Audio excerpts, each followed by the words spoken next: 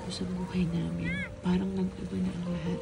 Napuno ng kasiyahan, pagmamahal, excitement, at isang damdamin na ang hirap ipaliwanag. Minsan nga, sa gitna ng gabi, middle of the night, habang natutulog siya, bigla na lang akong natutulala at naiiyak. Hindi dahil malungkot ako, kundi dahil sa sobrang saya at pagmamahal na nararamdaman ko.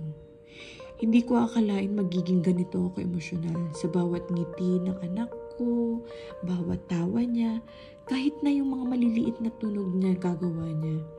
Lahat ng yon, pakiramdam ko isang biyaya na napakasarap sulitin. Bilang isang ina, hindi ko talaga inasahan na magiging ganito kalalim yung pagmamahal na nararamdaman ko. Dati hindi ko naiisip kung gaano kahalaga yung bawat oras.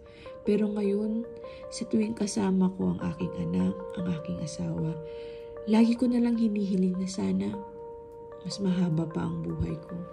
Na sana mas marami pa kaming oras na magkasama. Parang biglang naging mas mahalaga yung bawat sandali, bawat araw, bawat yakap. Hindi ko alam saan ako mag-uumpisa.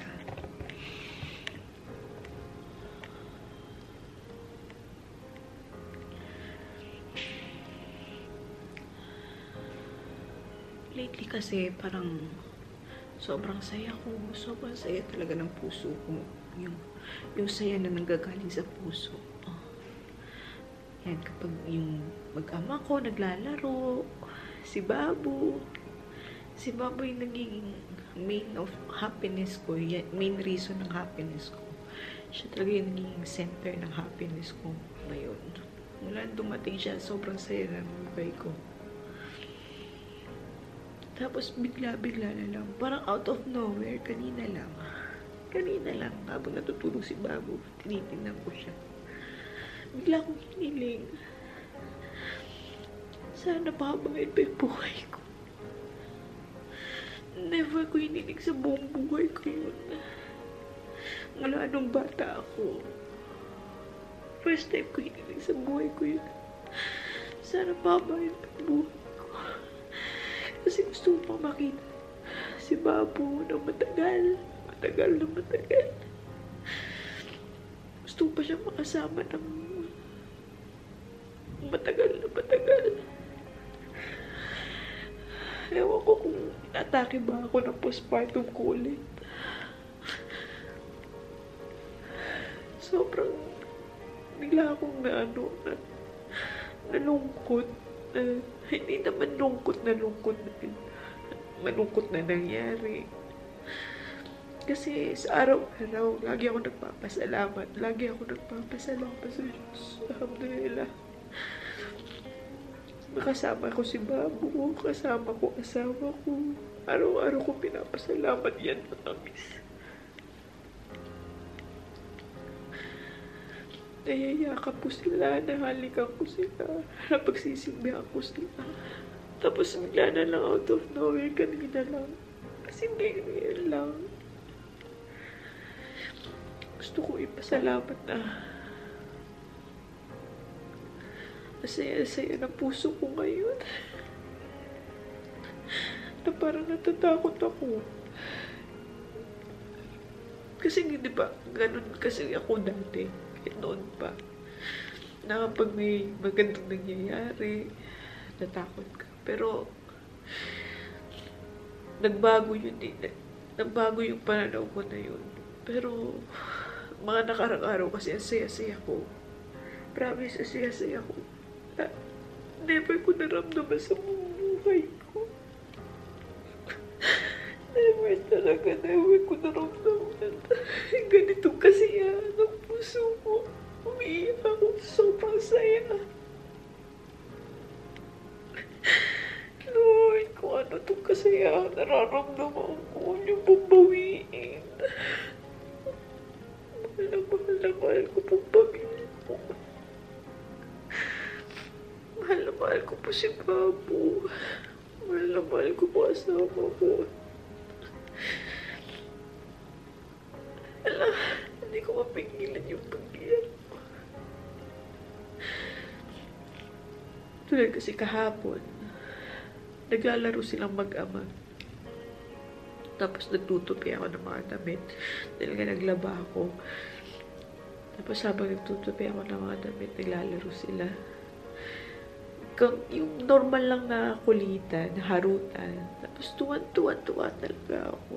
Yung, bigla ko napansin sarili ko. Wala, asaya ko naman. Asaya na galing puso.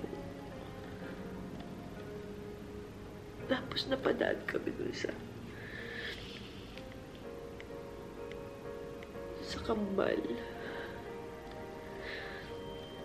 Dumaan lang kami kasi hindi ako pwede pang dumalaw. Una sa lahat kasi nagre-renovate doon sa cemetery. Pangalawa, mahirap pumunta na kasama si Bob. Kasi masyadong maalikabok yung lugar. Pero gusto ko rin naman pumunta. Pero yun nga, nagbabawalan ako ni Sudi. Sabi ni Sudi, huwag na daw ako pumunta. Pagdasal na lang namin. Pagdasal na lang namin sila. Lagi naman namin sila naaalala. Araw-araw ko naaalala ang kamay ko. Hindi ko sila malilimutan. Pero sana mabigyan ako ng chance ni Sudi na dalawin ang kambal. Na pwede silang bisitahin para makilala ko kay Babu. Pero alam ko naman, alam ko rin naman na alam ni Babu ang mga kuya niya. Dahil mga kuya niya nagpadala sa akin para makasama namin si Babu. Sorry po kung naging masyadong madrama itong video na to. Parang wala lang, parang gusto ko lang siyang i-video kasi para as a memory na ganito. Ito yung nararamdaman ko at the moment. Lord, kung ano man ito kasiyahang nararamdaman ko, please maintain. Araw-araw na ginawa ng Diyos, nakasama ko si Babu, walang araw na hindi ako naging masaya. Masayang-masaya ako araw-araw kasama ko si Babu. May mga moment lang na syempre napapagod ka. Pero normal naman yun. Matapos lang ng sandali, mawawala rin naman yung galit. O, hindi naman totally galit. Yung inis mo, ganun. Yung inis, yung pikon. Kasi sino hindi napapagod? Napapagod, nagugutom. Sino hindi nakakaramdam ng ganun? Lalo na sa stay-at-home mag-isa ka kaasikaso ng lahat. Lalo na ngayon, pakulit na ng pakulit si Babu. Naku, napaka-active na ni Babu. Napakadaldal na ni Babu.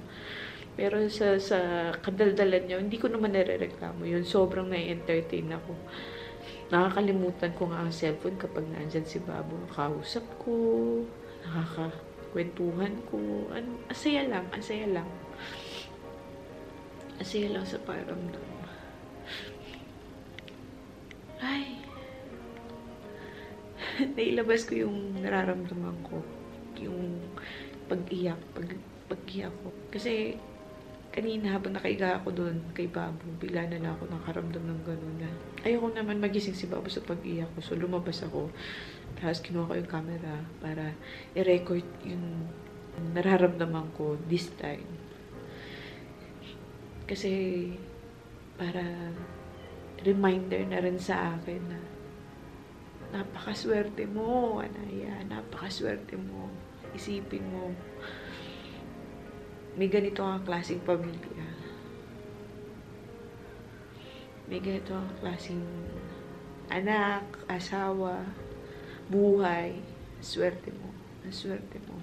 In future, kapag napanood mo to, Anaya, itong moment na to, yung dinadasal-dasal mo nakaraan, ng mga nakaraang taon na single ka pa o mag-isa ka pa, ito na siya. Kasi nag-Facebook din ako, tapos diba may mga memories na, mga throwback. Tapos may nabasa ako dun na about sa partner na nasaan ka na, ba't hanggang ngayon wala ka pa. So, para ba, tapos nag-comment ako nun, siguro na traffic, nasa EDSA kasi dumaan, ganyan. May mga ganun joke kasi ako eh, na lagi ako nagpaparinig sa Facebook ko. Pero akalain mo, 'di ba, sa Facebook ako nagpaparinig, sa Facebook ko rin makikilala yung asawa ko. Nasa Dubai lang pala si husband. Buti na lang pumunta ako ng Dubai, no? Nagkaroon ako ng lakas ng loob. Ay, it's a good cry. As in, masarap sa pakiramdam. Good job.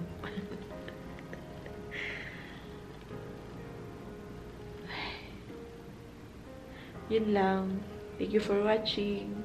Bye.